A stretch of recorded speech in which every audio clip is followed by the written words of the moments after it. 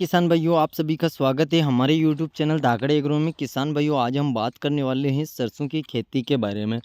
किसान भाइयों, सरसों की फसल में पहला पानी दे दिया था और उसके बाद दूसरे पानी में यूरिया खाद का प्रयोग करना चाहिए या नहीं, और अगर यूरिया खाद का प्रयोग करना चाहिए तो यूरिया खाद की कितनी मात्रा रखनी चाहिए।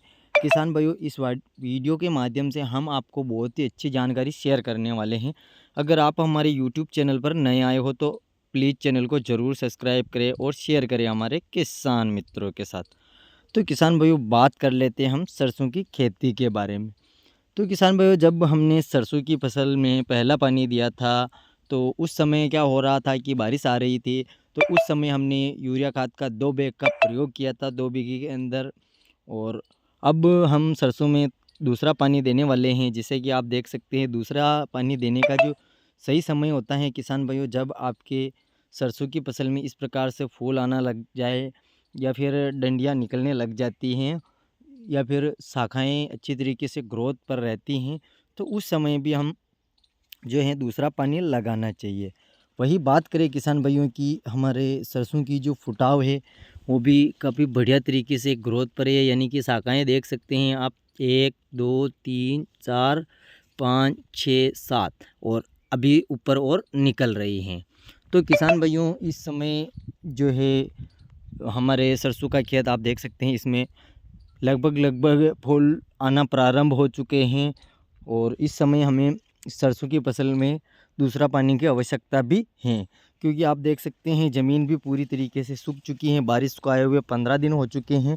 उसके बाद हमें सरसों के खेत में पानी लगाना पड़ेगा, क्योंकि किसान भाइयों, ये जो आप देख सकते हैं ज़मीन हमारी पीली ज़मीन है, इसलिए इसमें काली ज़मीन की उपयोगिता हमें 2 या 3 पानी की ज़्यादा आवश्यकता रहती है।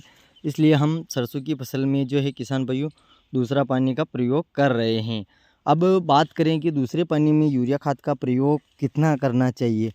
तो वैसे तो किसान भाई, पहले जब पानी दिया था उस समय भी आपने 1 बीघे के अंदर प्रयोग किया होगा, और इस बार भी आप 1 बीघे के अंदर 1 बैग यूरिया खाद का प्रयोग कर सकते हैं, क्योंकि किसान भाइयों, यूरिया खाद में 46% नाइट्रोजन पाया जाता है। और नाइट्रोजन जो है किसान भाइयों, सरसों की फसल में बहुत ही महत्वपूर्ण रहता है, क्योंकि अगर सरसों की फसल में जो नाइट्रोजन की कमी रहती है वो यूरिया खाद पूरी कर देता है। इससे जो भोजन की प्रक्रिया रहती है वो किसान भाइयों तेज़ी से होती है, और भोजन की प्रक्रिया तेज़ी से होगी तो जो सरसों की फसल में फुटाव आएगा और अच्छी तरीके से बढ़वार करेगी, ग्रोथ करेगी।